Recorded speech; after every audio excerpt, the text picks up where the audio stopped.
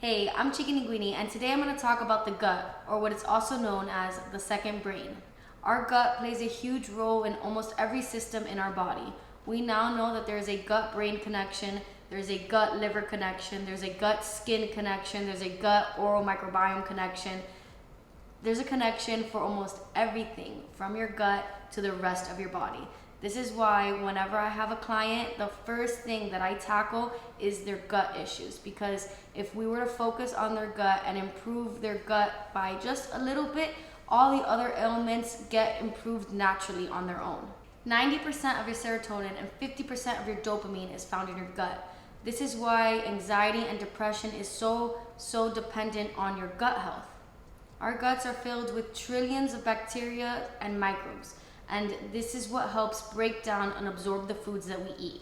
On average, a person eats 3 pounds of food a day. This is why with every single bite, we could be nourishing our bodies and reaping the rewards, or we could be punishing our bodies and slowly stripping away our health.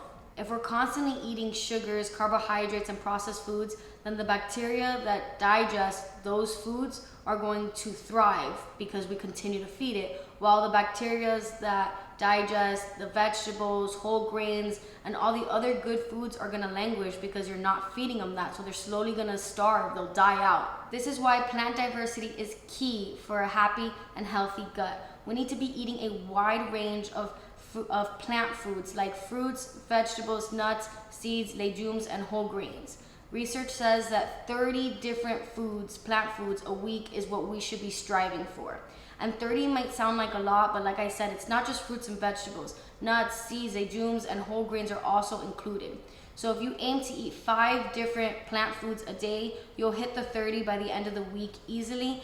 And it's really not that much when you think about having just 5 a day. An example of a day eating a wide range of plant foods would be to have some eggs, because you always need protein. So to have some eggs with spinach and avocado for breakfast, a shrimp salad with maybe some romaine, tomatoes, and lemon juice for the dressing. And then for dinner, you can have chicken with asparagus and quinoa.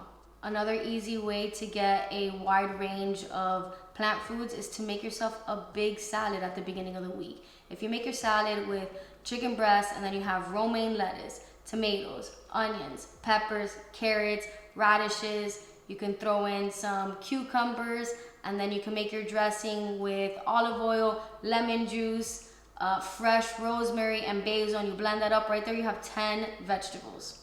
Keeping your microbiome happy and healthy is key to good gut health. So drinking warm liquids is another good tip to having a good microbiome.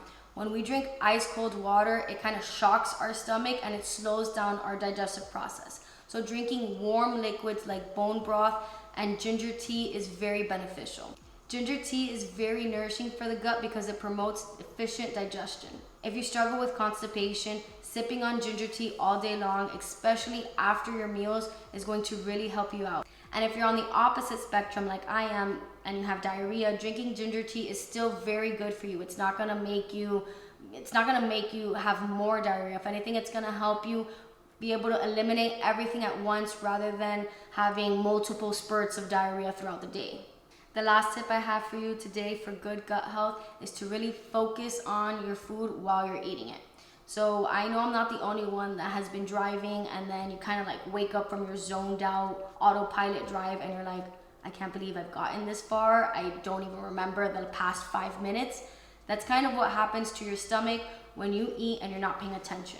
So when you eat and you are scrolling on Instagram or watching TV or making a to-do list of 1,000 things that's nothing to do with what you're currently doing, nothing to do with your meal, then by the time you finish eating, your body's kind of like, whoa, I didn't even realize that she started eating. I didn't know that she was eating.